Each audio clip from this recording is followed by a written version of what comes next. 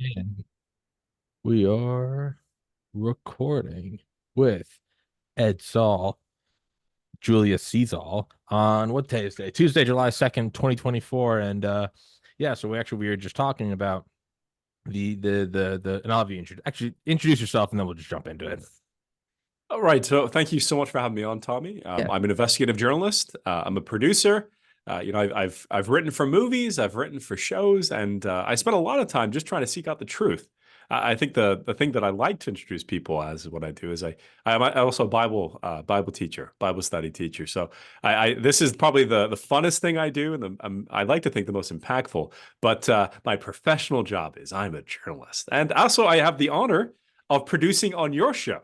Yeah, we don't like it's funny because we talk via email and Yeah. I stare at you for hours. But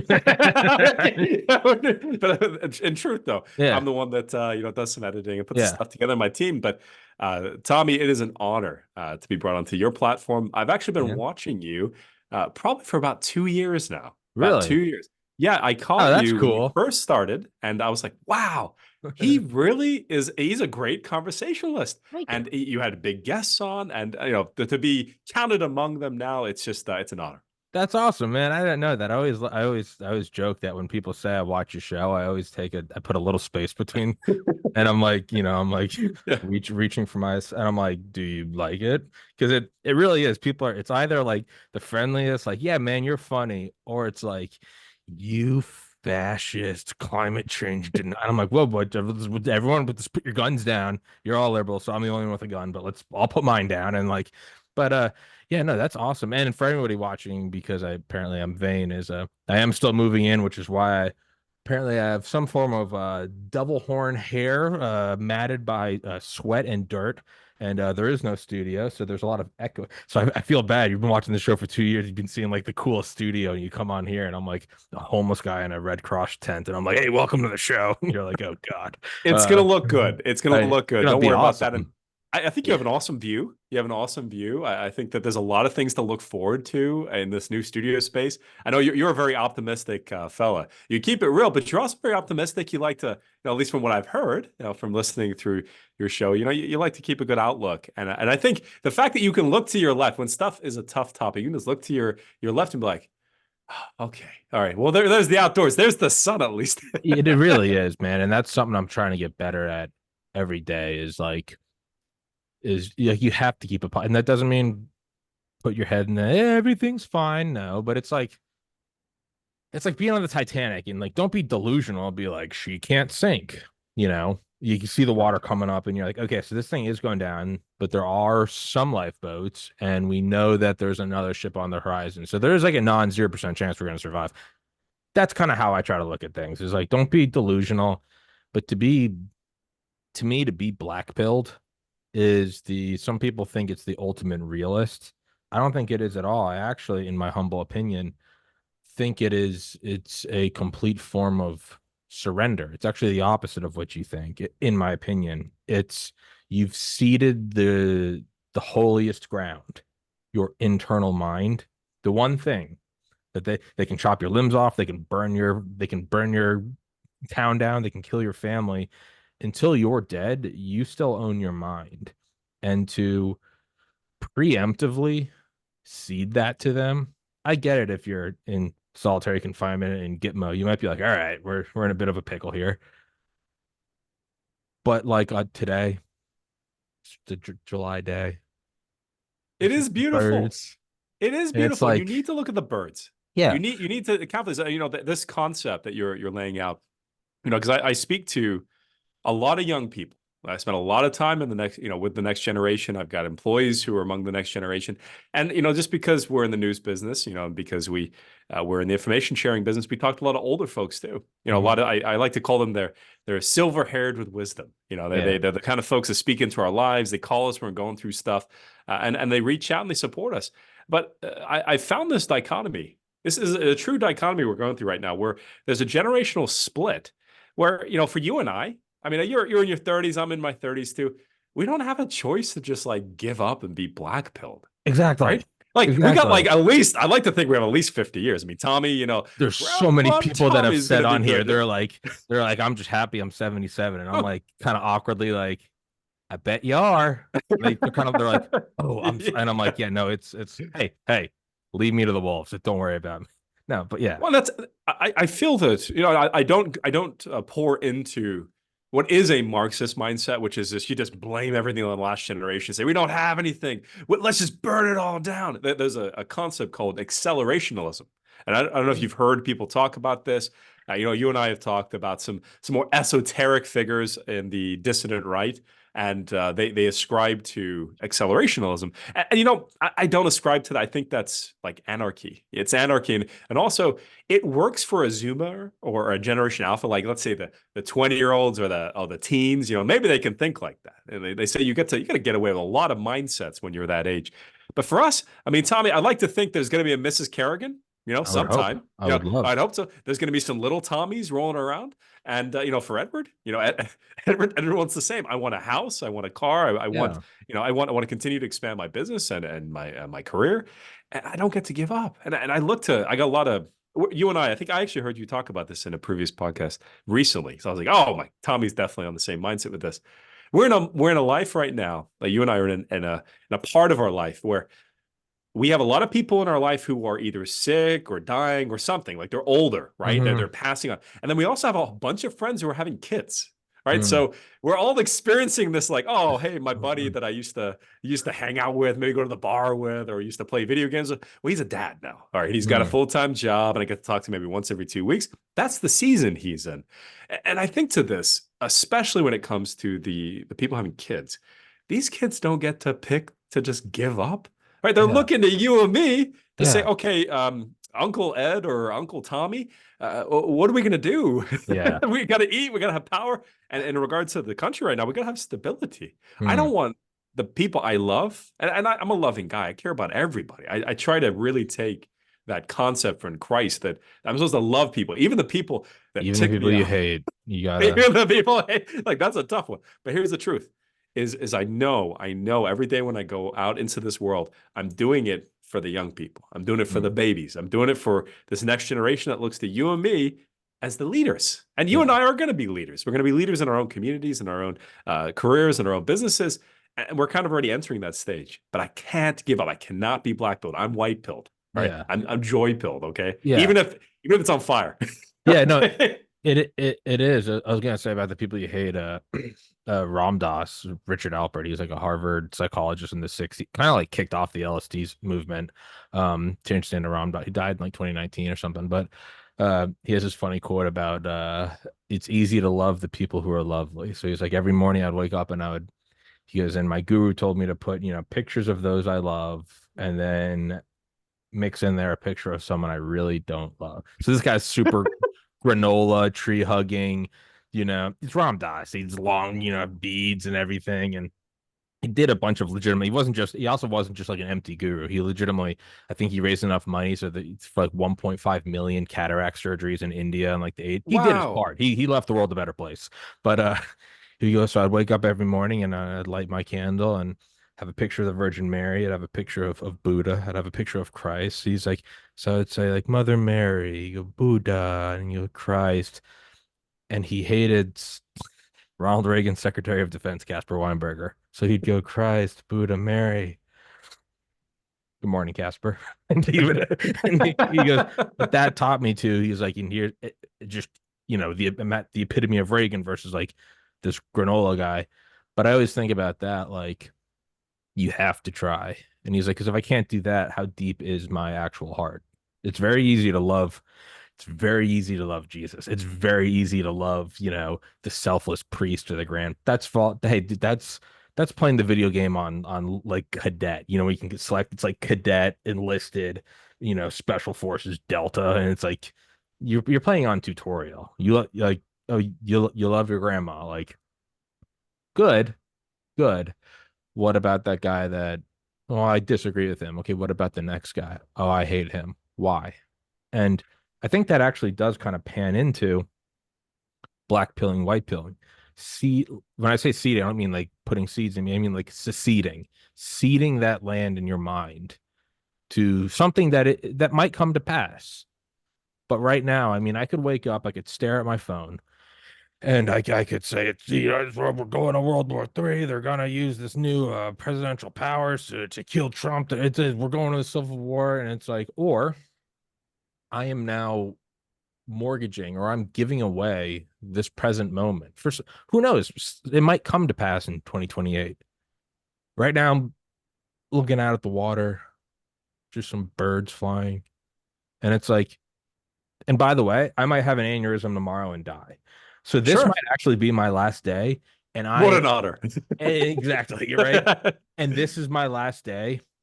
And what am I doing with the last day? Am I spending it looking out and just going, man, God's creation really is something else? Or am I going, the Chinese Navy has such better shipbuilding capacity than us right now, even if we try to militarize? Like what? I mean, so you do have to look at, be aware, prepare, do your part, but don't throw away this thing that is here right. And then let's say I don't die tomorrow. Let's say there is no World War III. Let's say everything just turns out like Mike Lindell. What are the odds? Let's just say everything turns out well. Mm. And in 2028, I'm like, man, I really wasted that summer just doom scrolling. I had no idea that literally everything's fine.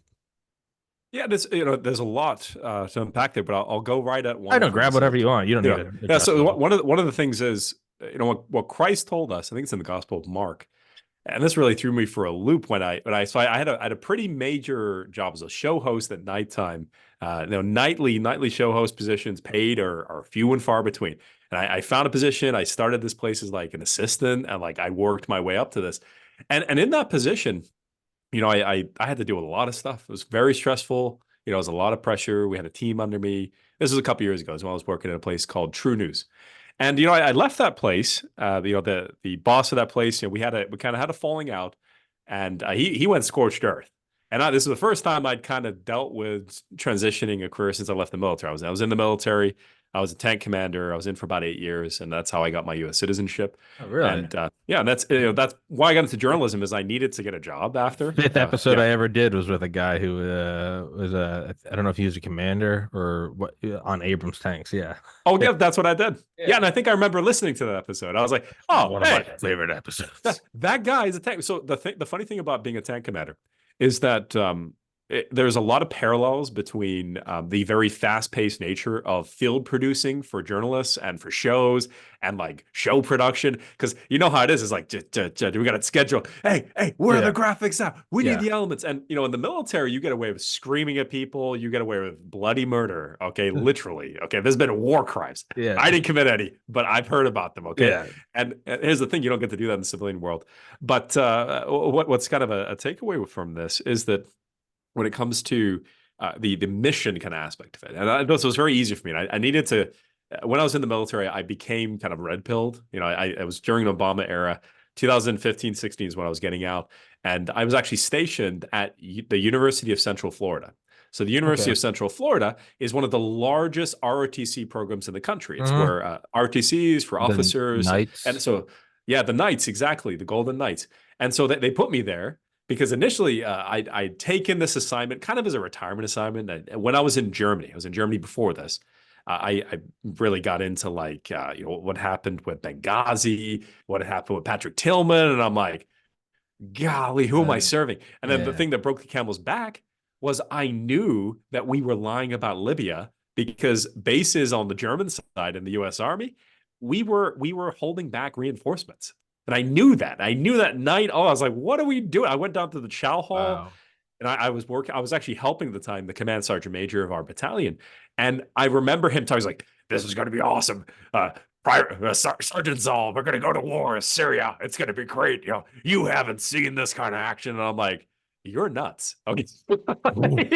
Yeah. So I called in a tip to the Alex Jones show.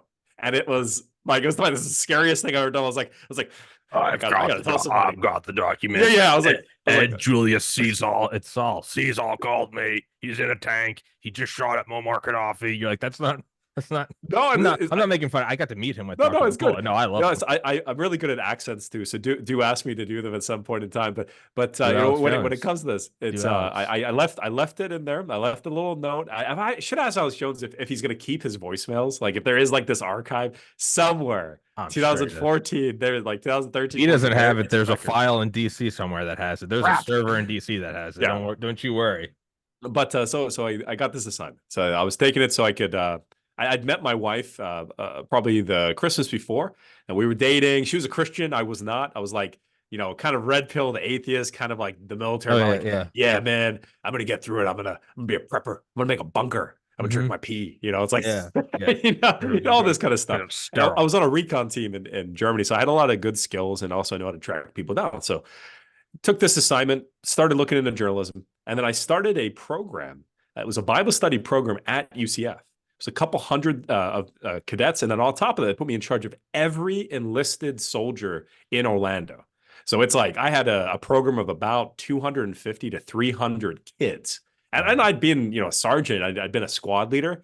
That's like 10 to 15. Like tank units are much smaller than infantry units. So you have basically, if you're in charge of a tank, you have four people. That's you and your gunner, your loader, and your driver. That's it. All right. And then if you're in a section, it's 8 people. Infantry is like 16. Then I had 200 plus people, and I was like, what can I do with this like to make a difference? Because it was election year, and like I just become a Christian too. I just got married. I'm like, you know what? I'm gonna start a Bible study program. And my command was pissed. They were like, they started hearing rumors of like, there is this really awesome after school program, this curricular program that Sergeant Szall set up at UCF. And as it came about, they started realizing I was like, on top of sharing the gospel, I was like red pilling them. I showed them Terror Storm, the Alex Jones film. People were like, what? The USS You ever heard Liberty of was a you ever heard of Smedley Butler? Yeah, you ever heard of the USS oh my Liberty? good. I brought that USS up. Maine? Do you remember the Maine? Huh? Yes. So Huh? Smedley Butler is like so the Smedley Butler say is the primer. That was the biggest red pill I could He's give to the people OG. because he's two Medal of Honors, He's two also Medal of three Honors. decades before Eisenhower. Yeah, Everyone knows the Eisenhower, and Eisenhower was exactly. great. Smelly Butler's before Eisenhower. Yes, Three and he's decades like, yeah, war's before. a racket. War's a War was a racket. I went racket. to Al Capone operated in 3 counties. yeah, I could teach him a lesson. I operated on 3 continents. Mic drop. yeah, and so I shared that stuff, and we had a reading program. So it was great. A lot of these, well, I'll tell you this. So when I went to journalism, I had a great array of sources because I'd say at least a quarter of that pool of soldiers and officers that got red pilled. They got red pilled, they got impacted by it, and then they stayed in touch. So now they're all like majors, they're colonels, they're all kinds of stuff in the military. It's been a little bit of time. And a lot of them, they carried on. And this provided a great array of sources for military reporting. So initially, when I was at True News, I spent a lot of time doing reporting on national security, on military stuff. Like when there were the soldiers that got attacked in Niger, there was a special forces unit that was ambushed. I knew the night they were attacked because one of my cadets was on the relief team, the QRF, and they were Oh, basically coordinated like, hey, Sergeant Zell, some crap's going on down here. And so I knew, for example, it came out eventually, but that unit, it was not top tier special forces. It was considered like a B team of special forces. Still good, but not top tier.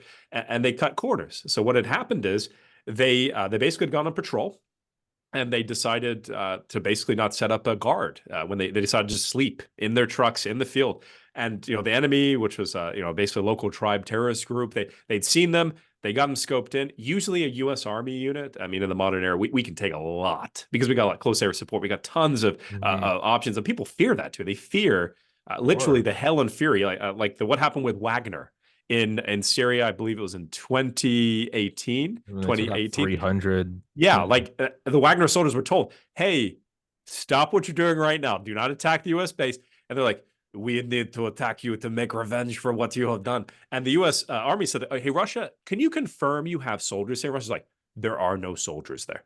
Oh, okay, good. We're gonna make sure of Thanks.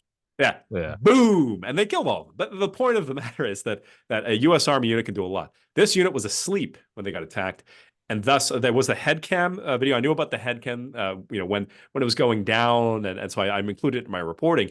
That video had come out, it had leaked through channels. It's brutal. You talk about like again, going back to the core of this. I like to be as close to reality as I possibly can because Sure. Yeah. I need to in this day and age because it's so easy to get caught up in delusion and copium and again and bad toxic mindsets. In this respect, I had to watch the video. It probably has, all the stuff I've seen, probably stuff you've seen. It's messed us up a little bit, Tommy. We're a little bit scarred. Yeah, no, but you yeah. watch people dying. It's Well, where I'm going with it is that you were talking about hate. You were talking about hate originally. I can tell you that hate, consternation, hate of others. When you harbor that, it does physically impact you, and like it chemically sure. messes with you. It messes with your brain, It releases and that I cortisol think and adrenaline, I mean, exactly, it's why you look at the guys who are my age who did 3 tours in Iraq. There's a reason why they look 30 years older than me. exactly. And so you're not hurting that person that you hate. It's like it's funny. The guy had the picture of the defense secretary, and I'm sure the defense secretary he earned every vitriol of Sure, hatred that came from them, sure, I and know, because of war sure. crimes and other stuff. But the point is like you look at that because like, for me in 2016 it would be like Hillary Clinton. I asked myself that question that you just posed. I was like, is there anything nice I can say about Hillary Clinton? Right? Because I Oh, was it's on the the beat hardest where I thing was to find those reporting. people. And It then is once you different. I was sitting can, there. you got to move to Oh, the next. the only thing I got, the only thing I can come up with was, I think she really does love her daughter. She might be a decent There, mother. there you. And if nothing else, if she has literally Yeah, killed Secret Service agents with her own hands, you'd be like, you know what? I think she does yeah, love Chelsea, and you're like, that's something. And to be clear for everyone listening, that doesn't mean you use that to then not keep an eye on her. What it does mean right. is it's free. It's not for her. It's for you. It's for you to not become a demon. It's even Yeah, the terrorists, people that you go, I bet he loves his son. Even if it's like, I've had one guy, sorry to interrupt you. I had on one guy very early on, like first 20 episodes. It's this Israeli mercenary, not mercenary, yeah, special forces. So Siret Matt Call, whatever it is.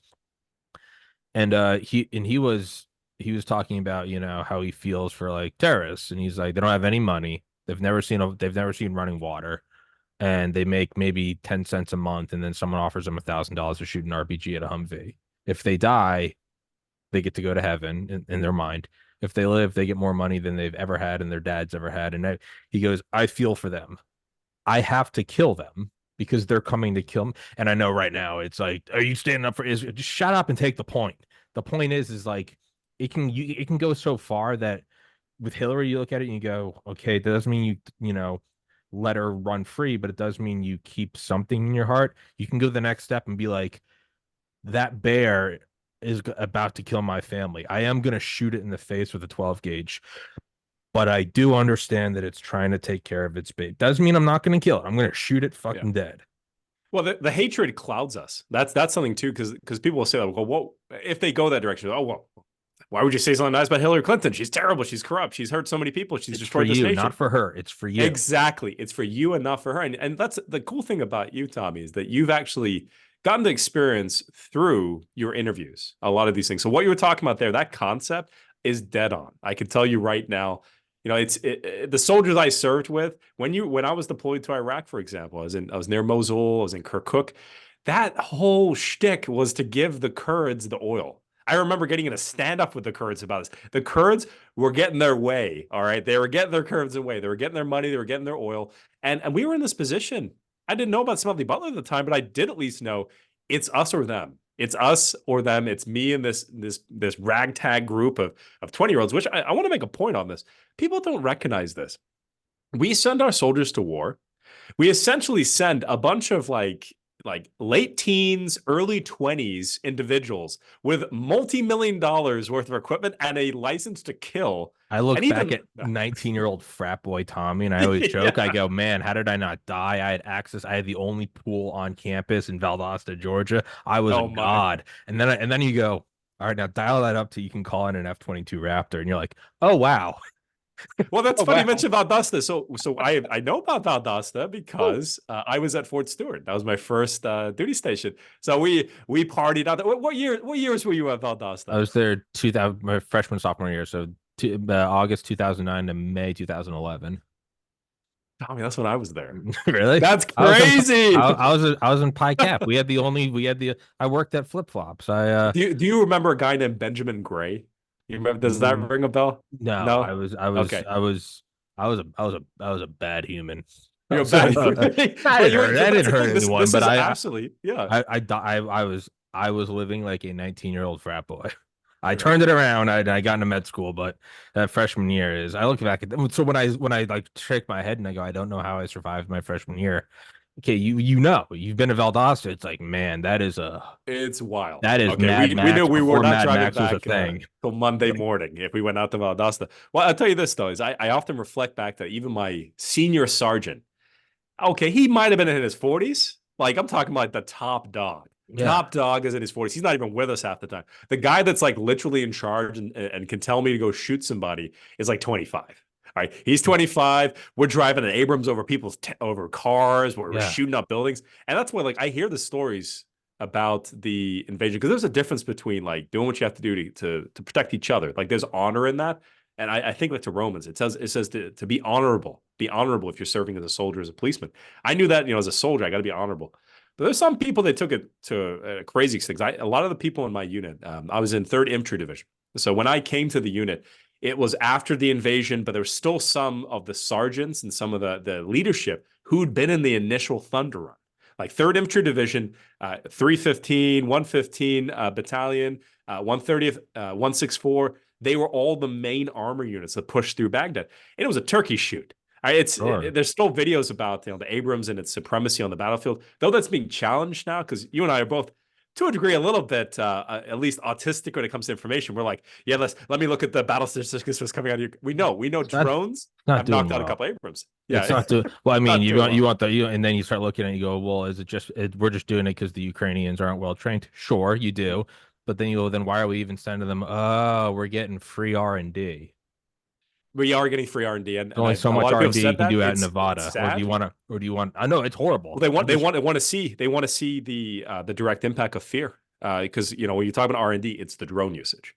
yeah, no, And that scared the we're crap out of me seeing those videos. The videos of like sleeping Russian or Ukrainian soldiers, they're and the there's worst, a man. You drone. see them on Twitter, and it's something you just see some dude making the sign of the cross, and people in the comments are like Ukrainian or Russian, and I'm just watching this. It's a I'm like, human dude, being. that It's guy's a human being. 19, man. Like, Yeah. what do you you see and it's like you Russian orcs or it's like Slava Ukraini, you fought, and I'm like, dude, you're watching this.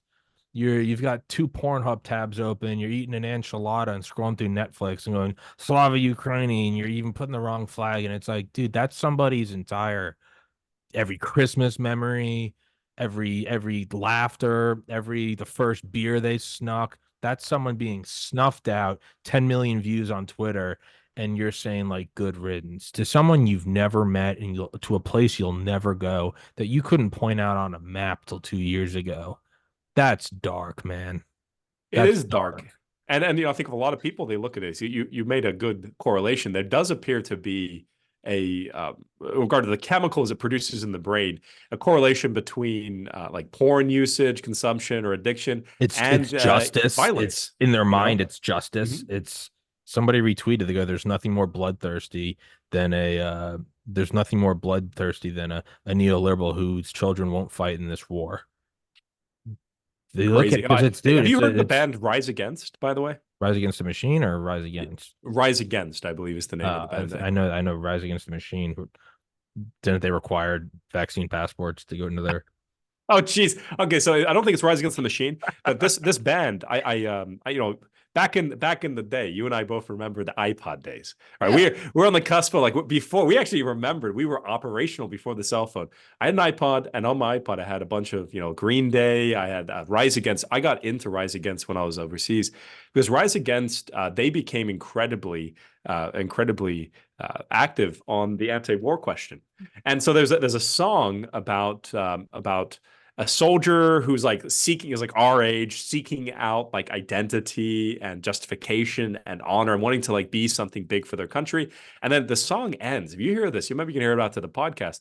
There's a part about a child coming through the haze and they're ordered to shoot because they don't see who's coming at them. And he guns the child down and it's burned into his brain. He wants to kill himself when he gets back, but he becomes like an anti-war activist because he realizes the impact of war. And what you just laid out, if you can't get to the place that realize that war only serves the elite, the people well above us, the manufacturers, the countries, the power overlords, and even go back to Palestine, Israel. It's a prime example. I look at both sides. It's absolutely terrible. It's absolutely disgusting. And I defended both. I've had So have I. very robust conversations on both because you So have have to. I. It's not as easy just to say one group is completely correct and the other is not. Because when it came down to it, I mean, I'll speak on this end. I know that when it came to Hamas and Hezbollah, while I was in the White House press pool, and I got to travel with President Trump. I got to be in Vietnam when he met Kim Jong Un. It was Oh, crazy. that's Like Kim awesome. Jong Un, like you're a healthy kind of guy. You look a little strong in the scene. There you go. Kim Jong Un is not that. Kim I Jong know. Un literally breathes like this. Sorry to do a little ASMR. It's like you could hear him like having a problem breathing, not healthy. But I bring this up to say, first of all, I'm around people that absolutely hated me. I'm like one of the only Christian reporters in the pool. Two, I think back to this, and I think back to all the reporting we did on the Middle East, the peace plan. I knew in 2017 and 18 that Israel was paying Hamas. They were Of paying them course. Of hey, course. please do not conspire against us. And also, we need some help messing with the political liberation organization, the PLO in the West Bank. We need you to basically disrupt any of this and give us a boogeyman. And we're going to give you tons of money through Qatar and through some other countries in that region. And then I'm sitting there saying, okay, but then now they're some like I'll mention like so Jackson Hinkle. I remember talking to him when he first had the come up, when people still remembered he was like a Bernie Sanders guy. He was like a MAGA communist, is what he's calling himself now. He's like, he went in. He's like, I'm gonna build the entire following off this. I don't know if he really believes that like Hamas is like a bunch of heroes, but he built a following off it. And I see his talking with us, and I say, I'm like, Jackson, you don't really know, like, again, what Hamas has done or even what the IDF has done. You're essentially monetizing this despair. You're monetizing death. Okay. And even say, well, I'm standing up for the man and Take calm it. that down for a second. What's your take a stand? Oh, you retweeted it? Yeah, Wow. he retweeted it. Yeah. Man, I you're a mean, real he's you're brave. I bet the fighters are going good news. We got another retweet and they're all going, God, like just it's like Dunkirk. It's the same thing as Dunkirk. You're rescuing them. Well, It's let's talk about indistinguishable. Dunkirk. Your Let's not retweet, because I know your read you're into some of these things. You're into conspiracies. I have long had questions about incidents that don't make sense. All right, so one of them, Dunkirk. Dunkirk doesn't make any sense from a military standpoint. you should Why did read the Germans let them flee? you should read Blitzed by Norman Ohler. He's a guest I've had on here, the drug Mm. use in it. Who's in charge of the Luftwaffe? Was it Goering? I think it was Goering. Goering wanted he was because Hitler would keep his guys right under him. Himmler, Goering, Eichmann, uh, Goebbels. He would keep them all kind of sucking on the teeth. They want to be good, kiss the ring, and he would like a good dictator would keep them all kind of skirmishing with each other. And this is I don't know if this is accurate. This is just by Norman Ohler. He's a historian. He lives and is from Germany, but whereas the rest of them were really into meth. Goering was really into morphine, and that's an entirely different mindset. And apparently, he was really in, I guess, Hitler's ear, and he wanted the Luftwaffe to have this like stunning victory.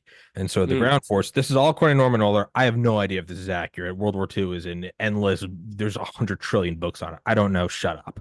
But it's apparently he wanted it. And so when you look at something, you go, things that don't make sense, you go Barbarossa, that makes no sense. And then then what is mania? What are people coked up on? What are people who, they're crazy CEOs who take risks? Like, you hear about the ones that work. You also hear about a lot of guys that gamble it all away, and it's because they're on a high of dopamine and adrenaline like you can't perceive.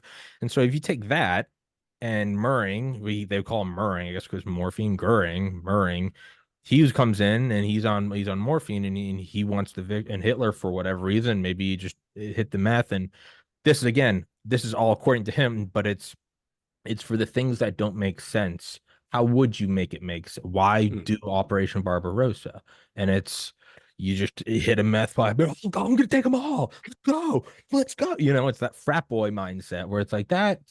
Put the bag down. Do you really want to I go think there fight may that be some football truth to player?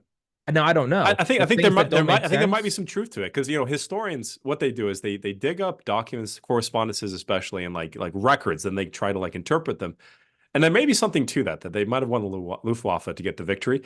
Oh, There's sorry, but because of this is all based on Hitler's physician, his personal Mm, physician's meticulous journals, Theodor Morell. So it's literally, I don't mean like Hitler was I mean like Tuesday, July 2nd, 12:51 p.m., Tommy has a sip of coffee when Ed's all, I mean, it's like, and you're like, oh, so then you line up dates of things and it's like mm. Pervitin, Eucadol, which was injectable Vicodin. You go, you can actually track like the high and then the military repercussion. Well, I think that when it gets to that degree of planning, I've seen drug use among generals. I say I've specifically seen generals pick up mistresses. Like that's what I saw in Iraq. Like Petraeus, everyone knew Petraeus Yeah. had that mistress, and it's like he had several of them. It's usually the Terp. They would bed the Terp that was like the interpreter. That's the phrase we use. In regard to drug use in World War II, I do think there's something to that. The other thing though that with World War II, I look at Dunkirk, I look at D-Day, even the Battle of Britain, and I think it's Rudolf Hess. Have you ever read about Rudolf Rudolph Hess's Hess trip going to and trying to Scotland? get him to actually learn about him through Alex Jones. Yeah, on Yeah, so Rogan. there's something. He flew over there. He jumped out of a Messerschmitt. He parachuted down. They put him in the King of. He was Joe. He had the documents. He was trying to surrender. Well, and I think this, so it's still classified. There was a series of essays written in the Asia Review, and it came up probably 2016, 17, stuck in my brain because there's something very interesting here. First of all, when it comes to England's relationship with France, a lot of people say like it was kind of unimaginable that France like it folded as quickly as it did. You can look at it that they did not set up a defensive line or structure near Belgium. They had the Maginot Line and they had all this other infrastructure built in. But France had an army 3 times the size of the German army. And of course, we didn't see Blitzkrieg. We didn't know what the Germans could do with the Panzer regiments, but that stuff was early. Like, and again, you saw the impact throughout the war. But we're saying still, this was not like fully stoked out, drugged out, methed out SS units. These were still pretty fresh units in Germany. And where I'm going with this is that I do suspect that England may have been playing a double game. And specifically, they flipped and they ended up fighting the Nazis. But I think Churchill and even the crown, because again, people forget the abdicated king, King Edward, had visited Germany, had done the salute. He said, "Hey, these Nazis don't seem too bad. Maybe we should work with these guys. They're entrepreneurs. They're go-getters, right?"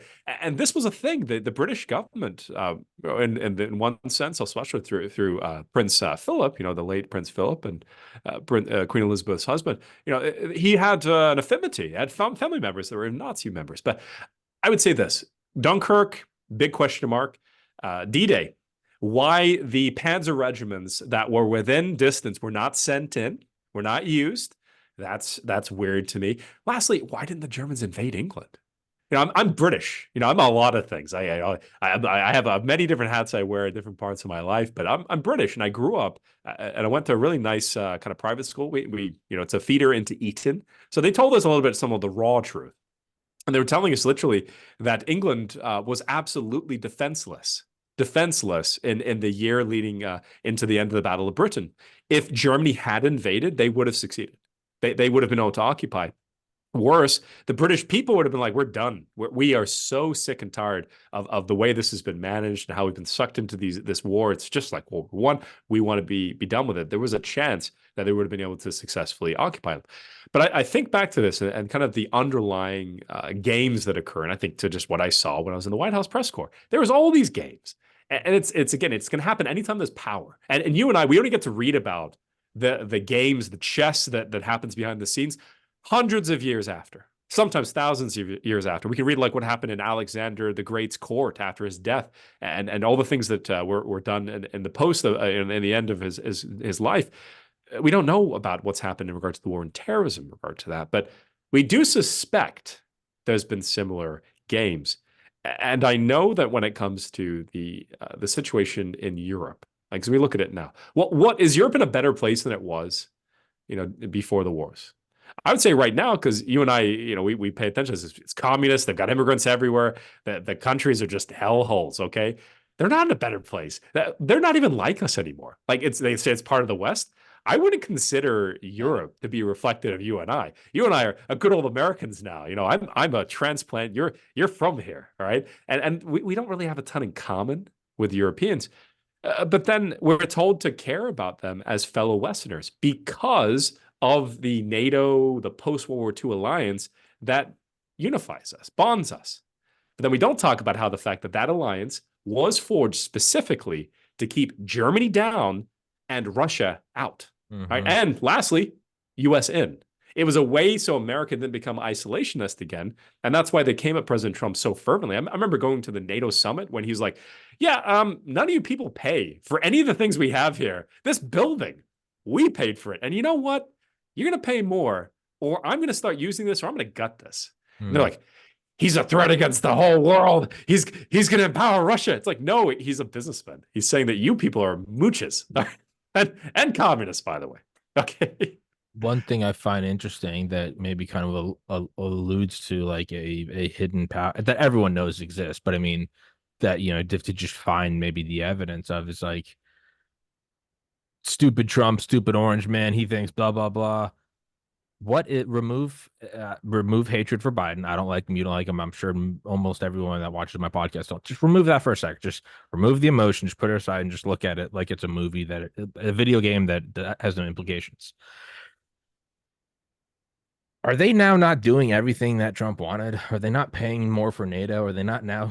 Are they not now standardizing and synchronizing all armament production? Are we not now resurrecting the boogeyman of Russia to solidify? Are we not now having a NATO that really, in the darkest sense, is really we're just turning all of Europe into like our Maginot Line? We're just like, yeah, you got to get through all of that and then cross an ocean.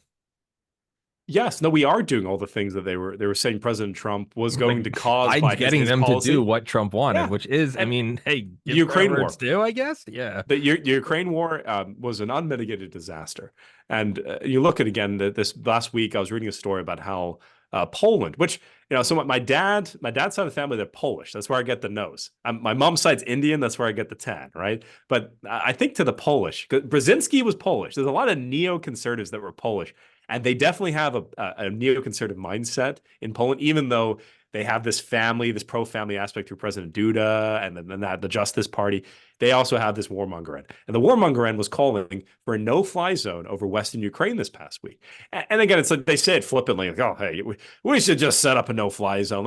Let's go and put some Patriot missile defense systems on the border here. And let's just do this because it's for the good of the whole region. For Russia, Russia has been incredibly tempered. And I have also wondered, by the way, maybe we'll go down this route with me on this. I've been really interested to see that Russia has not called the red line. Why haven't they taken the gloves off? That's right. Like why haven't they used tactical nukes? Like they've used hypersonic missiles, and I'm intimately aware of like their usage for armaments. They have not used nukes. And they haven't even used their primary bombers. They haven't used the what's their B-50, the Tupolev, the Bears. Yeah. And they haven't used their B-1B, the Tupolev like one whatever it is. Yeah, and I think maybe one of the reasons is I think they've shot cruise missiles from them, but you can launch those from a base. Sure. What are they? Well, it's cruise missiles have been effective, but it's to a point they're not using the big guns, and they have the justification to do them. Like the West has called their bluff. The West put air defense systems on their border. The West has literally killed Russians in Moscow. Like the Nord Stream 2 pipeline, they lost billions of dollars after that attack, and again the attacks in the Crimea. But where I'm going with this, so someone said this to me, and I take it with a grain of salt because it really does mess with your geopolitical outlook. So we know that the world is governed to a degree, at least was during the Cold War, for the Mutually Assured Destruction Pact, right? MAD, right? It's like we're not going to do anything too crazy because you can kill us and we can kill you. So let's have this understanding. But what if you're nuts? You're crazier than your enemy, and you're like, I have a feeling that not only will you not launch, that you will blink, but maybe your weapons aren't as powerful as when you tested them. Maybe you haven't maintained them as well as you should. Maybe, for example, when Incirlik Air Base was overrun by the Turks in 2017, and we got to look at some of the mothballs of nukes and armaments being placed, I think B-51, B-1 bombs, these nuclear weapons looked a little bit deteriorated, a little dilapidated. Could it also be that the Russian arsenal is not as well maintained? Could it be that everyone's arsenal is a little bit in deterioration? And maybe this is why we haven't used one yet. I ponder What if that. It what could if be that what if literally there's nobody's maybe news people like you and works? I. What if like Well, ours don't that's the work question. either? What do you do if no one's nukes What would it actually matter? work? You have a silo. That You silo know, and looks that's the the thing is same that the whether or silo not is it like an idol. It's like in itself is the threat, right? And yeah, I can think be to a filled with degree. popcorn. What would you Okay, know? It's so a so I silo. went down this route. I went down this route, Tommy, and I tried to do as much research as I could to try to see if I could find something. So I'll tell you this: this is a bona fide piece of research. One of them is that there was a major cheating scandal in the U.S. nuclear core, and it's at the U.S. Air Force is the one that's in charge of it. I know this because there's some cadets that went to the Air Force Academy and then they went off to nuclear command. Huge cheating scandal. It turned out for like 10 years. The answers for the test, for the proficiencies of how do you launch nukes, how do you get in the process of it, no one knew how to do it. They were just cheating. They're just cheating. And they were like on standby, like, oh, man, this is a great job. The times we have to get spun up. But then you ask the question is like, okay, one, that's real. Like, and then they addressed it publicly, like, yes, we're going to reform the core. And I'm sure maybe they have some proficiency. The second thing is, this is a new weapon. I mean, Tommy, people have been killing each other since the beginning of time, since Cain and Abel. Okay, we know spears work. We're pretty sure we know for a fact that machine guns work. We know that armaments with lead work. We know catapults. We know missiles. We know all this stuff can kill people. Nukes are relatively new. We know it's destructive. It's powerful. And everyone last year got really hot and heavy about Oppenheimer. Like, wow, look at nuclear fission. Now look at the power of this. The truth is, we haven't actually extensively used them. And also, we've lost quite a few of them too. I do ponder that. We've dropped them in the swamp, for example, in South Carolina. Very Greensboro. infamous story about that. There's apparently a couple nukes just They're hanging still out. there. Like They're a still couple like there, megatons. but we're not worried about them going off. We're Yeah. not worried about them deteriorating. I mean, when I did this research, I did look at Fukushima. I do believe there's something to nuclear radiation because there are people, Tommy, maybe you've talked to them, but they don't believe like radiation's even real. And I had a friend, a movie maker we were working with. He was like, yeah, I think it's all a lie. And he's younger. So I'm like, entertained, like, okay, I get why you As a think this. pasty white Irish guy, radiation, thermal pulses from the sun are very real. They're very real. Well, I told him, Tommy, I was like, listen, I will pay for you to go check out Chernobyl. You Oh just go on a field God. trip. Oh I God. wasn't gonna actually. I'm not gonna Yeah. send him there. But he's like, I don't know. I'm like, and I showed him the Yeah. pictures that came out. Did you see them? They're like a photographer went to Chernobyl and they had like crazy insects with huge eyes. They had like bears that had been left alone forever, like radioactive bears, wolves, like the animals themselves have like morphed. Like there's obviously an impact from radiation. And when you look at cancer rates, because you cover a lot of health things, obviously chemotherapy hurts people. Chemotherapy destroys cells. So there is something to the destructive power of radiation.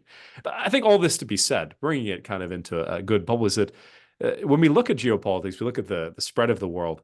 I do feel that we almost get a dramatized version of how things work.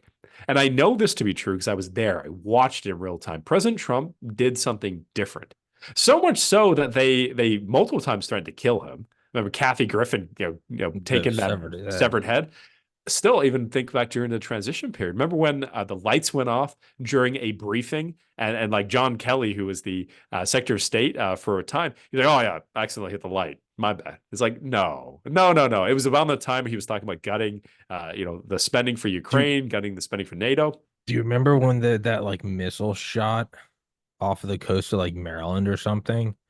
Oh yeah, And people yeah, and yeah. there's still a conspiracy that was like aimed at Air Force One. Do you remember that? I They mean, were like, it's is there a it's rogue okay. sub? Is there Possible. So I remember I think seeing it that was like story in it the was in like the a rumor mills because it was like began I with was like a never to W. It was confirm like it. it was like Wallaby or something. Wallop? It could that I mean Wallop? I'm gonna look into that because I think it was like from the John B. Wells or from that like community of people who are like they're into the scuttlebutt of like that kind of stuff. But it But was, yeah, okay, there are two it was examples. northeast coast. It was like it was near like a naval base or something. Yes. Well, I'll point out one thing. People have forgotten about this, Tommy, but I know this happened, and I wasn't able to dig past the fact that there is an incident report on it, but it did happen. There was someone with a trained eye, like a trained sniper, that took a shot at Air Force One when it was an airborne helicopter. So Air Force One is adopted as the name Yeah, Marine of One. I mean, exactly, and Marine One. So the Marine One was flying. It was actually, I believe, Andrews Air Force Base, if my memory serves me correct. There was someone who took a pot shot. They said it was a pot shot. You don't just take pot shots at moving helicopters. Very difficult shot. They hit it and they injured one of the crew. There were Trump administration officials on that helicopter. To this day, never been solved. Well, It was around that time period when everyone was like, "Okay, is the election about to be stolen? you'd also What's smother happening?" that. Just devil's advocate. If you are in the Secret Service, you're not going to come out and say, so they took a shot at us, but they didn't hit us. Sure. And I'll tell you why, because that's where you want to shoot, right here. You Well, oh, you sure, also don't sure. do that. Yeah. And that's why I respected that. I didn't push it, but I did. I was like, look, I this don't is a doubt little it bit happened. fishy. And what I was able to track down, there was an Air Force soldier, someone like you and I, some 30-year-old now who got shot in the shoulder, and they redacted his name, but he got hit, and it caused some shrapnel inside the aircraft. There's one other incident that comes to mind, and so this has never been explained either. There was a moment when Secret Service were forced to put on body armor. They were forced to gear up because of rioters about to overrun the White House. And President Trump Is that was 2020? taken to, it was Yeah, 2020. it was He was 2020. taken to the bunker. He was taken to the bunker. And he's Yeah. like, to this day, he's like, Yuck. no, no, I never, no, I was inside the White House. We're good. No, the White He went House, to the the lights PR. went out. The lights went out. Exactly. They went down to the bunker beneath. And for a fact, the lights went out. There were Secret Service agents with scopes, with they were There's pointing that out. They were famous getting ready to picture of that respond. guy walking around with like a fucking silencer bigger than my head on a, yeah, I remember that. Yes. And so to this day, we may 20 years from now, Tommy, you're going to have little Tommy on your lap. You're like, holy smokes, they declassified this finally. Oh, you're gonna Oh find my out that that goodness. was like a paid mob with like paramilitary members from like China and like the DNC were pushing to. Why wouldn't you? Well, and on the If Chinese you're a stuff. demon So from hell and you want to kill, how would you? You wouldn't.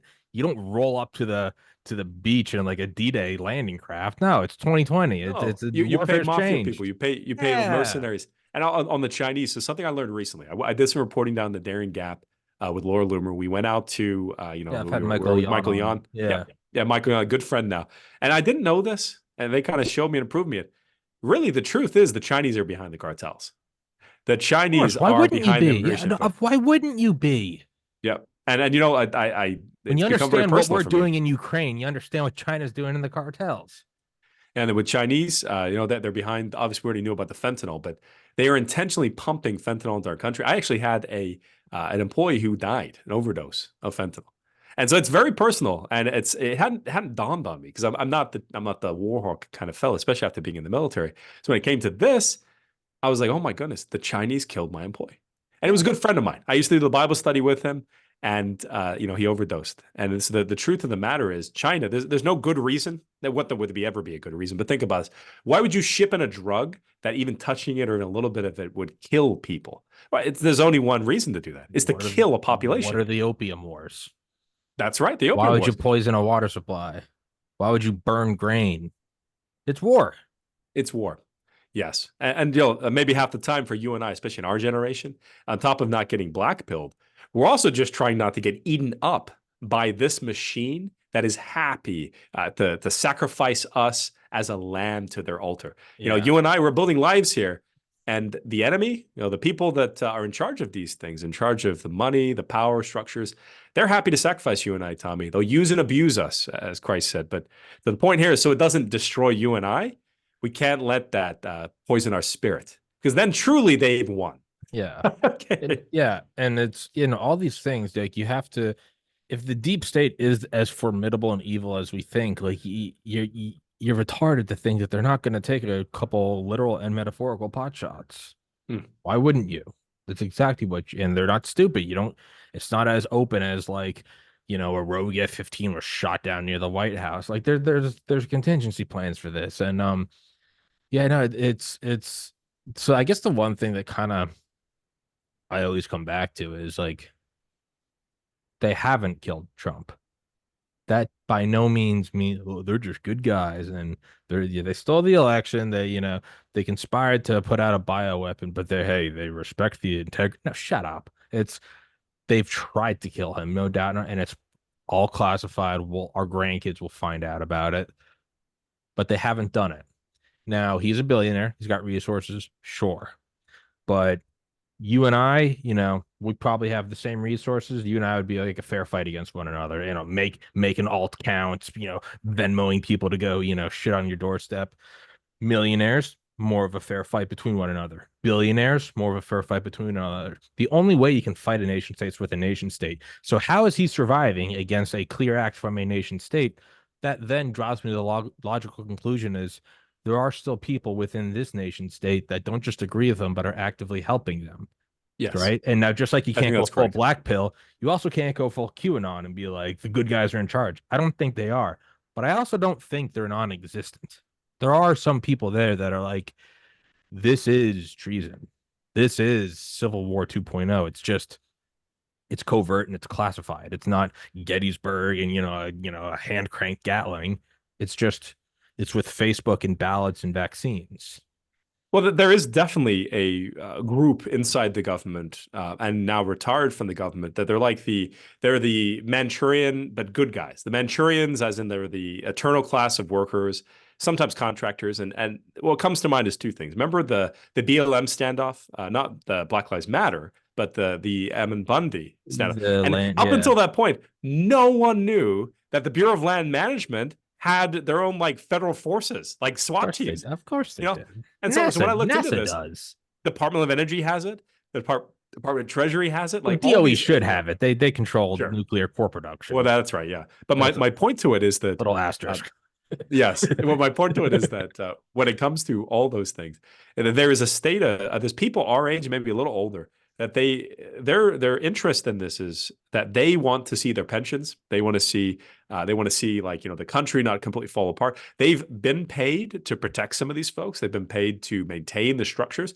And I do think they have a lot of power. It's probably more of people like that they're the bodyguards, the staffers. They're the people that are aware of parts of it, or at least now aware of large parts of it, and they are trying to keep the country together for nothing else than to ensure that they have a retirement, they have somewhere to live. Because I think some people also, Tommy, realize that we've done some things as a nation, many things that have made people hate us. And rightfully so to a degree. My goodness, like the things we've done in the Middle East, Agent as I Orange, told like, you, yeah. yeah, Agent Orange in Asia, but I know this. I know tank commanders would tell me they were just straight murking people Oh outside yeah. curfew, women and children. They said, "Hey, government's giving me a leeway. Anyone out past 7 o'clock, it says that they're terrorists. Okay, I get to shoot these people. Yeah. No, you committed murder, and you Yeah, know no, what? yeah. Their grandkids now, their grandkids hate us. Those grandkids are like, if I can do anything Do else, you think I'm they're going all to going to kill me an dental American." school, or do you think they're all finding an old AK They're covered in fighting an AK. dust and they're going, you know what? I don't care. Well, they're not going to attack a Humvee convoy. They know they'll die. And these guys are going, you took my parents from me. I don't care what happens. Yes. Why wouldn't they? Well, also, you look at what we've done with money manipulation. On a kind of a completely separate note, the rest of the world's saying, we've kind of allowed you to dominate the currency markets and the SWIFT economic system, and since World War II, and you did so, you preserved your industrial base, so you had a severe advantage. And now we're decades into our industry being exported, and we're not the same industrial nation we were after World War II. But the point to this is that there's been a lot of hatred from other countries just by our innovation, just by the way we've treated other countries. I mean, look at Germany. I lived there for a while. I know that they could not stand the fact that we had bases still all over their country. In fact, 30,000 U.S. Personnel, whether it be soldiers, but also family and contractors. Ramstein, it's like the biggest Ramstein, yep. base out other than South Korea, isn't it like the biggest? I think it's the biggest air base It is outside the the biggest air US. base. It is Yeah. the biggest air base. And they would say the reason why we're not giving it up is its infrastructure. I mean, there's an argument to be had. You don't want to give up a bunch of your assets, but the point still is that we have By the way, automatic frustration against I'm this. not playing on my phone. I'm writing down to a couple books I'm going to send you. Sorry, keep Oh, talking. sweet. Oh, Yeah. thank you, Tommy. Yeah. Yeah, and the heart to what you're saying about that deep state class, and even about the assassination of President Trump. One, I know it's an information war. I mean, President Trump, he constantly wages war, and through his cell phone, through digital messaging, and that is really how you influence people now. And a lot of the rhetoric about assassination is bombastic, right? I would say that it's a low chance that he would be assassinated. But then if I were to weigh in the fact that JFK was killed, and then you look at all the shady things that happened around the assassination of JFK, to include the potential switching of the body. I don't know if you've read into that. I've had on Dr. Corsi, Gerald Posner, Jefferson Morley. I've had on every like pro and against JFK assassination. And I gotta be honest, I really can't find like really any argument that it was just Lee Harvey. Oh, and the side note, I've had on Lee Harvey Oswald's girlfriend. Oh, so Judith Ferry Yeah. Baker, we actually did a documentary with All right, her yeah. last year. It was called Kill Shot. And we went to New Orleans and we met up with her. We brought her and we went to all the places that they used to go. And we learned something very interesting. Two things. One, they were running a bioweapons operation. They were running a bioweapons operation before mRNA, before Fauci, all this. They were running a bioweapons operation allegedly to kill Castro with a bioweapon, right? And we know that to a degree Castro suspected this because we've always heard the rumors and the statements from dictators in South America, Central America, and they said, "Hey, the Americans are always trying to hurt us, harm us." There are some shady things that went down in New Orleans. Now, also the place where JFK, it was ended up killed. I'd say this to that: I know for a fact that when it came to the operation, the things that we now can point to, no one knows there was a police officer that was also killed the same day Same day as JFK. Yeah, Tippit. in And the they movie don't theater know or outside the movie theater. outside of it. And they don't know that that guy was known as a JFK lookalike. They don't know that. It's like something that's crazy. And then they don't know that the CIA's top guy for facial reconstruction and for plastic surgery, because they had this guy. They have plenty of those guys now, but they had this guy that day in New Orleans. He abruptly left. His wife told in an interview, abruptly left, came back scared, all kinds of freaked out. And then they left for 4 months and disappeared. That guy, some suspect, was brought in to do the switch while they were being transported on the plane. And it's just like, so we talked to, could they kill a president? They did it. They did. They killed JFK. And then they murdered in front of his wife, in front of the entire country. And then with Nixon, they're like, hey, it's still a little too hot. How about we just have a bunch of third-rate burglars go into this building? Are they third rate? Well, actually, they're actually all CIA paid and trained operatives, but they're gonna make a bunch of sloppy mistakes. It'd be like me 1,500 episodes into the podcast. I do a show where I forgot to turn on my microphone and computer. You're telling me Tommy just, it's not that the microphone died. No, he just didn't turn the iMac on. He just spoke to a black screen. Yeah, he just really fudged it. No, yeah, it's just not. It's not plausible. It was just too hot. They had just popped JFK, so and Nixon, I guess, had like a 160 IQ. They're like, we got to find a way to get him. Well, Nixon, because you think the reason we know about Bohemian Grove, before Alex Jones showed up, because it's the most faggoty thing I've ever seen in my life.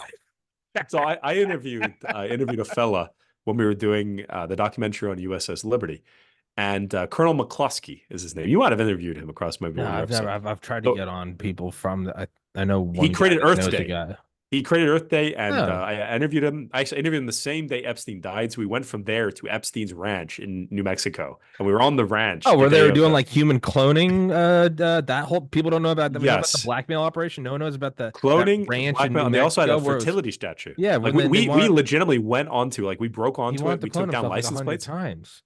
Yes, and we think they killed people on that ranch. But I bring up McCluskey because McCluskey, he'd been to Bohemian Grove. And what he told us about it was he told us a bunch of details like, yeah, just a bunch of people having sex with young people. And it's like you can apply. I think James O'Keefe did a sting last year, and that it hasn't really fully come out. There seems to be some other things going on with that, but I'm just until I know. I'm very, very circumspect. I'll say this: there was a list of people that went to it that came out through a guy named Kyle Clifton.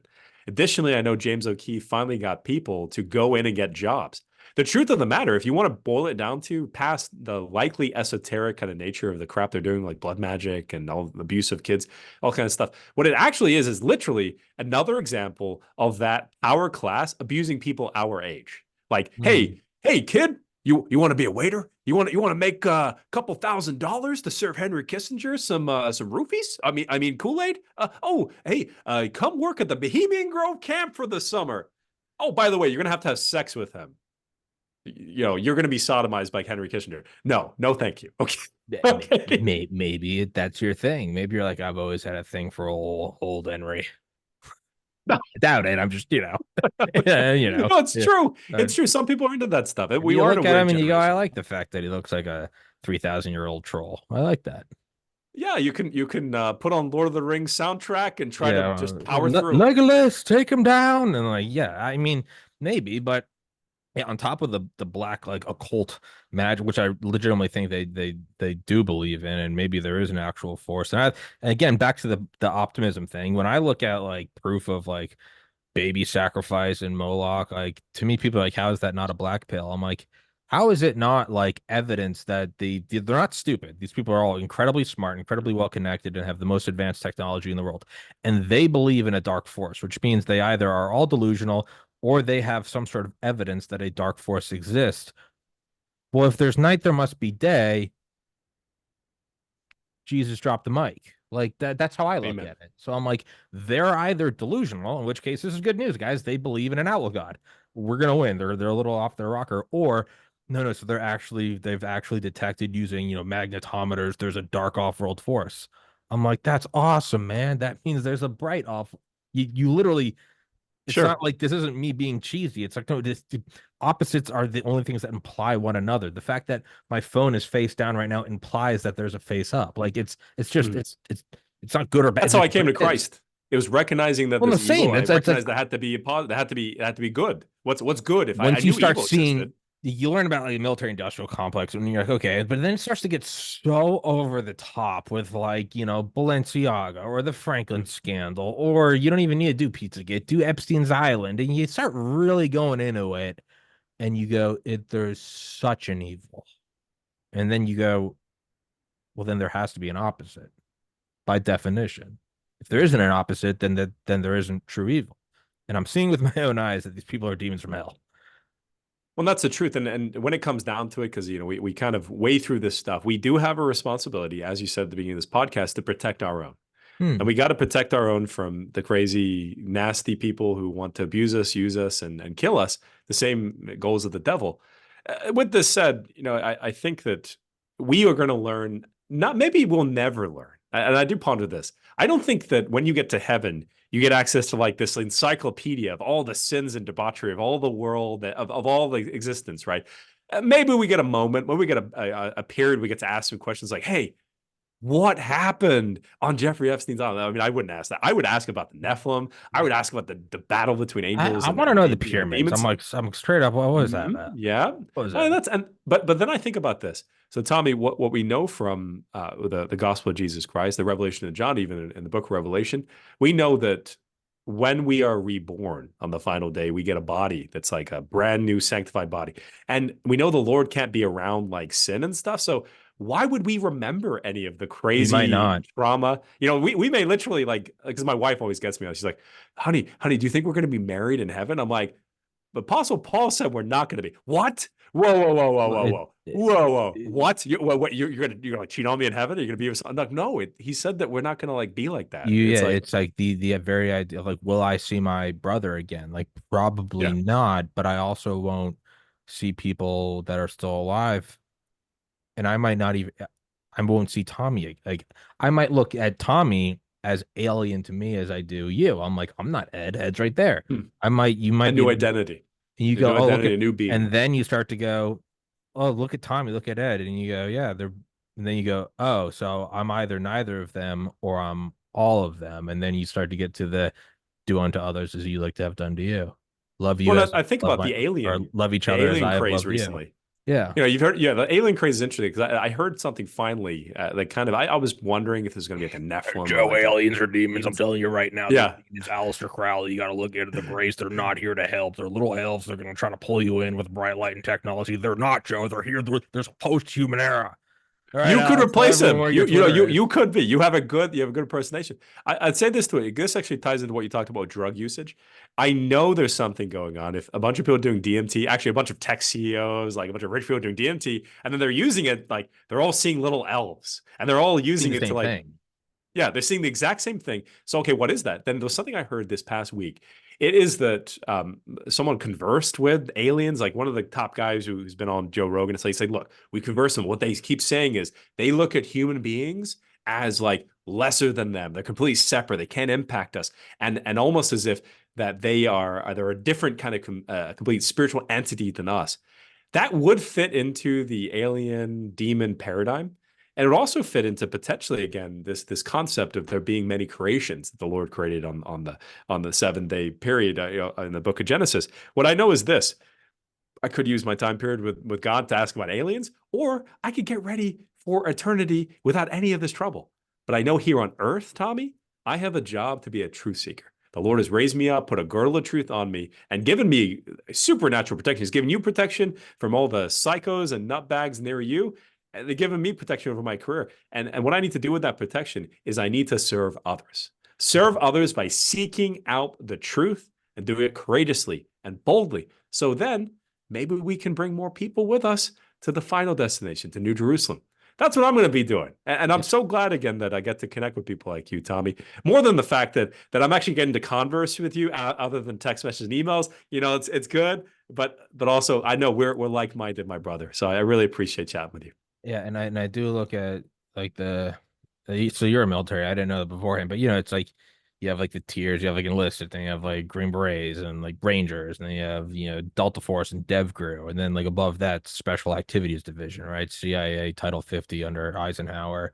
There's never more than like 100 of those operators at once. They are the glint at the tip of the spear. I know like seven of them. I remember one of my friends one time was like, "What more evidence do you need that like God's throwing you protection?" It's like, seven of like the 100 most classified literal Jason Bournes on the planet. I'm like, yeah, I text with them. And they're like, yeah, man, what do you think an angel looks like? The angel doesn't come down with wings. It looks like Dale with a handlebar mustache and the Do they Constitution ever, on his with forearm. regard to those people, do they ever talk to you about their faith? Because I have one friend I Yes, they're consider all one, wildly faithful and that is not interesting. Like, so across the board. To have get they ever told you extra like they level. think that demons are like trying to produce technology, like they're involved with all kinds Oh of yeah, crazy no, stuff? you can tell there's a reason why these guys were in Delta. Like they are a cut above. You go, oh, you look at them and you go, you could have been a doctor. You go, Yes. these guys aren't just, and I'm not shitting on the rest of them. It's like these guys are not just door kickers. You go because they start talking about, yeah, no, it's like, yeah, like, what I talk. So like the whole idea about being that comes from my buddy Dale. Dale was the youngest ever member of Delta Force. He was 23. Right? Wow. He did personal security for HW. He was at the Modelo prison raid. He was on the team that was sent out to go and get Mike Durant. Like Dale is GI Joe. And Dale ain't no, tree hugging. Dale talks about, just shoot him in the face, right below the eyes, above the teeth. I'm like, that's hardcore. And then he will go and then talk about the importance of being positive, of finding the silver lining, because that more than your body or hard work will get you there is belief in a better tomorrow. And I'm like, that's if you just read that on a piece of paper and you didn't see Dale, who's jacked and bald head, and like you're like, how many guys has he like smoked? You would think it's from like some white chick with dreadlocks. But you listen to him and you go, Sure. wait. Well, then you talk to another one like Basil Baz, who started ARC, the Association for the Recovery of Children, in like 1993 after he was in Mogadishu.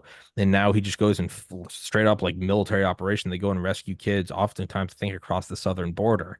And you talk to him about like, how he's like, I'm protected by the archangels and I'm doing this because if I don't, like, and you start talking to all these, and it's not a one off.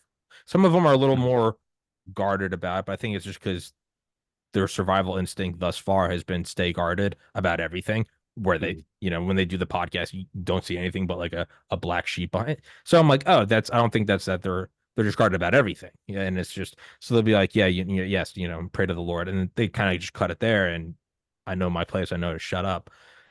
You have never met one of them that's like, yeah, man, we're all just atoms bouncing around together. There is a higher level. And then I have to go, well, if these guys are that, logic would logic would conclude to say that the guys that replace them or that they help train are like that. The most violent and potent individuals in the national security apparatus have to, just by percentage alone from the people I've interacted with at a random grab bag, are deeply Christ loving people. Hmm. And I know that's an eye rolling, like American propaganda. Shut up. I then can't conclude that these guys who will go do anything to defend the idea of Western civilization, Hmm. you're telling me that they're going to go do anything to protect their home, but they're not going to do anything when someone's in their home. Logic doesn't, just basic What happens when I let go of this? Do you really believe it's not going to fall? No, it's going to fall, It's right? going to fall. There's some truths in this world. Exactly. So that's, I guess, again, where my optimism comes from. It's like I've talked to like I've had on General Flynn, like I've had on General Spalding, who like was a whistleblower about Chinese 5G monopolies through the Belt and Road Initiative coming up through South America. He was kicked out of the he piloted B2 Spirits. Yeah, These guys aren't idiot. They're not Top Gun like jocks. Like no, you're flying an invisible plane that doesn't exist that costs $2 billion and can deliver like 100 megatons of death. You don't get through there by being like a, a quarterback Chad. You get in there by exactly. being a Yeah, calculating person. yeah. So I think that's where my positivity, whether conscious or unconscious, I can't, being in the unique position I've been in, where I get to sit down like you and I and just talk to these. And I talk to a lot of them, text, phone call, a lot of people. Like I email them. I did like there's a lot. I talk to them more than just people see. I'm like, so my optimism is things are dire, but it's not that I'm trying to be like a positive leader. Like the leader's never supposed to show he's scared. It's like no, like hook me up to a lie detector test. I'm like, no, I think we got a fighting chance. We Hmm. might not. We might not. But like, I What's truly believe that. it's what Mike Lindell said. It's like that episode you did with him. Well, it was very white pilling. Right? It's like he's like, look, no matter what, I'm all in, baby. I gotta believe the Lord is using me, and the Lord, and if we lose, And hey, the Lord's okay, plan you know, and if you go, why did we lose? The Lord might have been like, well, this was to teach you this lesson. this And is now the you do teaching. this. And now now you're going to go be a saint or an angel on this other world. And you go, oh, I would never be able to truly understand darkness had I not lived through it my life. The plan might be You and I are being molded. We're being molded. you're in selection right now. You're Hmm. going through Yeah. fraternity pledgeship. I remember, sorry to interrupt, but I remember like after pledgeship, I was like, it started to dawn on me when they make you like memorize 5 paragraphs, and on the off chance you can, then it's like, all right, now you got to write it all down in 30 seconds, and you're like, wait, that's impossible. And like you're like, one brother on this side of Valdosta calls you at 2 a.m., another brother calls you at 2:01 on the other side. And they're like, you're supposed to pick up both. And you're like, I can't be at two places at once. But you're an idiot. You're all emotional. You're scared. And then pledgeship finishes and they go, yeah, no, it's designed to fail. And you go, well, what's the purpose of that? He goes, well, no matter what, in failure, you and your pledge brothers, your P bros, no matter what, you guys go, hey, they're gonna fuck us no matter what. We got to have each other's back. And they go, and then so what? What are you doing? You're becoming brothers. Boom. Welcome to the fraternity. And then so when you're a brother and you're hazing, you go give them impossible tax. I'm like, hey, go get a toothbrush and brush my lawn. They're like, what? And it's like the plan was you don't become a brother and then go, I'm gonna fix pledgeship. You go, oh, that was a beautifully built puzzle to make you implode. There's another chance that like it's not supposed to be that it all works out in the end. It might be like, hey, no matter what, in the face of imminent death, like the mile high tsunamis right here. What are you doing? It's like lock each other's arms and like brace for impact. And it's supposed to be like in that moment, you truly have suspended all you've suspended all connection and attachment to the physical world, and you go, no matter what, I've got your back. You've got, what does that sound like? That sounds like love each other as I have loved you. Yeah. Amen. So sorry, I keep interrupting. I'm getting jacked No, up. it's good. It's good. I'm driving right with you. We call it the flow state. You know, your flow state. You're riding. And look, with much of what you're saying here, it wouldn't change again what we're gonna do tomorrow. There's no day where I'm gonna wake up and give up. Every single day is a brand new day. It's Yeah. great. Yesterday could have been the single worst day of my life, but you know what? I went to bed. I woke up, and I got back to it. And the military has a unique way of teaching us that those lessons, you know. But it also, I will say this: I've had to temper a little bit, like my management style, because look, everyone's not a soldier. But People so don't West all Point did respond that. West Point, positively. they don't. They know you got to positive reinforcement. Oh, You got to fuck, you fucking piece of shit. And you're got. like, sorry. Where's the I, edit at? All right, yeah. sorry. I mean, yeah, get the memo. Sorry. Go get the facts. Yeah. I need the TPS report. I Yeah. really needed the TPS report by five. Okay, but the West Point does that same thing. They give you so much to do while you're at the school or the academy that you won't be able to do it all. And it's meant to humble you and it's meant to cause you to fail and causes post traumatic growth disorder, PTSD. post-traumatic GD, post-traumatic growth disorder. And it's you don't want to push people to the limit where they completely burn out and destroy themselves, but every special forces guy, maybe the guys that you maybe are being mentored a little bit by them. I suspect by being in contact with them, they'll tell you the way you build that mindset that is immovable, undefeatable, and will survive anything, is through adversity. It is literally forged in fire, and without it, I mean, look, you could be the most destitute person in the world, but if you've been through successfully the trials and tribulations of life, you're better prepared than the billionaire. And that's why I think back to it, when we look at evening out the playing field, they all these billionaires, these elites, these nameless people, they all just put their pants on the same way. I mean, I watched a general fall out of a Black Hawk once, and we weren't allowed to laugh, but I was like, yeah, okay, that guy is just like us. Eisenhower didn't dress himself. Yeah, well, and this guy, General Kuklo, he's actually the bad guy in the story with Pat Tillman. Watch the documentary, you see he was the spokesperson for the army who was trying to spin it. That guy, legitimately, he was my commanding general when I was in Iraq under Third ID, and his helmet is made so he has like perfect hair. It pops on the helmet, but because of the way he was holding it, and because of this he always wanted to look perfect. His helmet was kind of jacked up, and it was a little higher than it needed to be. And then he tried to get out of the helicopter, bim, hit his head, fall inside. Like everybody, like there's like a reception. There's a whole bunch of soldiers with our weapons ready, like to salute him, and we're all like, do we help him? Yeah, This is embarrassing. Like the soldiers, the Iraqi soldiers are like, oh, that is their general. Oh, okay, these guys are a little bit soft, okay? yeah. Okay, like, whoa. But the truth of the matter was he's just like us. He's a human being. He bleeds red. Emperor has And no clothes. yeah, exactly. The emperor has no clothes when it comes to this. Is we have every shot that these other people have. We have every opportunity they have too. And I don't envy people. I don't look at the most successful person in the media or Justin Bieber in music, and I say, oh man, I wish I was this guy. I wish I was this rich.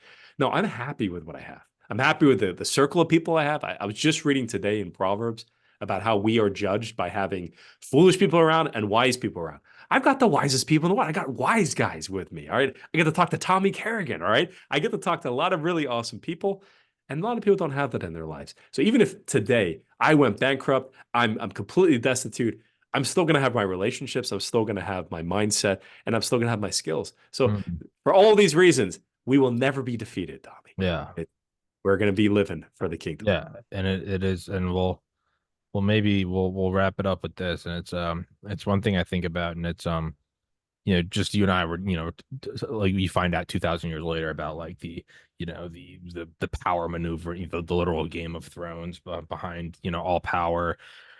And then, and then even in like the podcast, I just see like, the behind the scenes of like, like my person at Rumble that helped me get into like live streaming, or like my person at Locals, or even just these little that are like completely not nefarious, like money changing. It's just like, hey, can you help me out this and help me out with that? And you can just start to see these wheels, and you go, it really is who you know.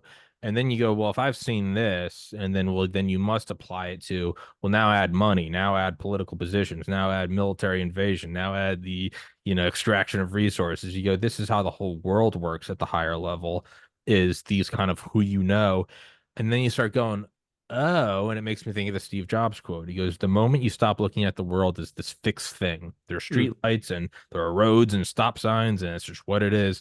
And instead you start looking at it as something that you can poke, and then a poke comes out somewhere else. Like, for instance, he's like, stop signs. Maybe you design a better stop sign. You convince the city council they buy yours. And all of a sudden, the thing you've always accepted, that a stop sign's an octagon, maybe now it's a circle. You go, oh, it looks like it never changes. It's because you grew up with it. But the minute you start realizing that you can change the world, all of a sudden you stop looking at billionaires and presidents as these untouchable people, and you go, oh, I can change the world. And so I think for me, what kind of keeps me optimistic is like, if you don't look at it that way, the state, federal governments, the national security apparatus, the DOD, it kind of looks like this glass ceiling of granite. And you're like, we just can't go through that. But what you need to look at it more is like, it's like a swimming pool of pebbles. It's still hard, it's still rock, it's still heavy, but you can start to kind of snake in there. And then you go, oh, it's going to take a while. But you go, oh, we can do this. I was thinking about that leaked email between Hillary and Huma Abedin, where she emailed her and said, "What time is it?" on her computer. And I go, "That lady, Yeah. she was Secretary of State. Yeah. All right, I can do something." Like, Yeah, I could do it too. you're That's like, it. That's in a nutshell. yeah, It's again, it's yeah. perspective. Yeah. Having correct perspective is going to ensure that the next 30 to 40 years for you and I, they're not going to be crazy. They might be they might be chaotic and crazy in the sense of things going on, but in regard to our own lives and the way we lead it and the way we conduct ourselves, we're never going to be shaken in this sense. If again, we keep that perspective in mind. And I do believe wholeheartedly that the Lord has a path for every single one of us. Now that does not mean it's going to be perfect. It's not going to be rainbows and daffodils every turn of the corner. You're not going to be the richest. You're not going to be the most successful at all times. But here is the truth: is you get to pick what you at least think about daily, and who you get to associate with, what you get to do with the time you have. And I know I want that time to count for something. I wanted to build it toward a legacy. I want to build it toward a family, and I want to build it toward the Great Commission. That's what I've chosen to do, and of course, that Great Commission has led me to Tommy Carrigan. And what a blessing against the work with you. It really is. I'm glad we Thanks, got a man. chance to talk today. Thank you. No, I thoroughly appreciate that. It was awesome having you on. I'm glad we got to finally hang out. But I say for right now, on that beautiful note, we wrap this one up. And I'd love to have you on. Obviously, I'll send you the link. And yeah, till next time, man. Thank you so much. Bless you. Take care. Thank you for being here. God bless everybody.